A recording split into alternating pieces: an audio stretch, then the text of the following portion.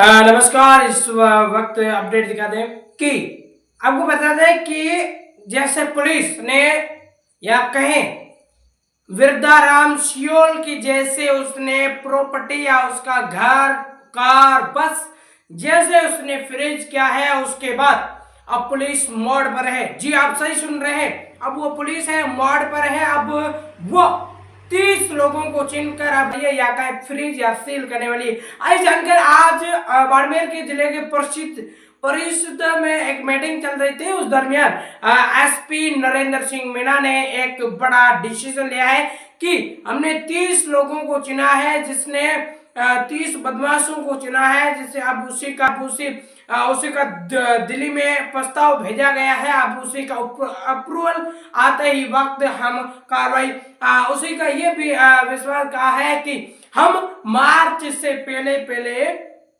इसकी कार्रवाई करेंगे। जी इसका ये कहना है। आप बाड़मेर जिले परिषद की शुक्रवार को हुई मीटिंग में सदस्यों ने नशे के कारोबार का मुद्दा उठाया। इसका जवाब देते हुए एसपी नरेंद्र सिंह मीणा ने कहा, हमने जिले भर में 30 लोगों को चिन्हित किया जिनकी संपत्ति सीज या फ्रीज की जाएगी। इसको लेकर दिल्ली प्रस्ताव भेजा गया। वहां से अप्रूवल मिलने के बाद फरवरी मार्च में बड़ी कार्रवाई करेंगे।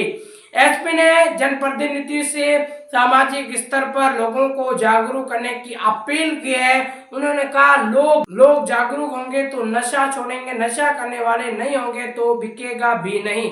एसपी ने विश्वास दिलाया कि पूरी लगातार नशे पर कार्रवाई कर रही है।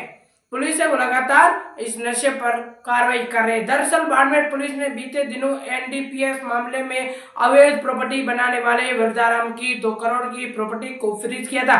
पुलिस ने आलीशान घर, एक कार, 3 बसों को फ्रीज किया था।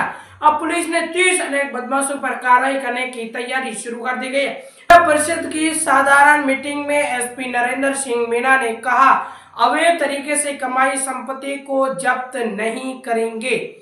अवैध मादक पदार्थ की तस्करी नहीं रुक पाएगी। इसके लिए हम जड़ से खत्म करना पड़ेगा, यानी इसको है वो जड़ से खत्म करना पड़ेगा। फरवरी मार्च में कार्रवाई की जाएगी। हमने संपत्ति जब्त और फ्रीज करने के लिए दिल्ली प्रस्ताव भेज दिया है। फिर उन बदमाशों को सिद्ध करना पड़ता है कि ये संपत्ति कहाँ से कमाई जाती है। 32 बदमाशों चिन्हित करके भेज दिया है।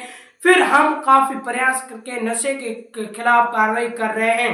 आंकड़े में हम बढ़ रहे मात्रा में बड़े ट्रंक पकड़ रहे हैं। जब तक इस समस्या का जड़ मूल से खत्म नहीं होगी, मेरी जनप्रतिनिधि से अपील है कि सामाजिक स्तर पर नशे से दूर रखा जाए। जब तक कोई नशा करने वाला ही नहीं होगा, उसकी खपत नहीं होगी। जैसे दारू पीने वाला ही नहीं मिलेगा तो दारू बिकेगा कहां पर। आगे भी बाड़मेर पुलिस की ओर से बड़ी कार्रवाई की जाएगी।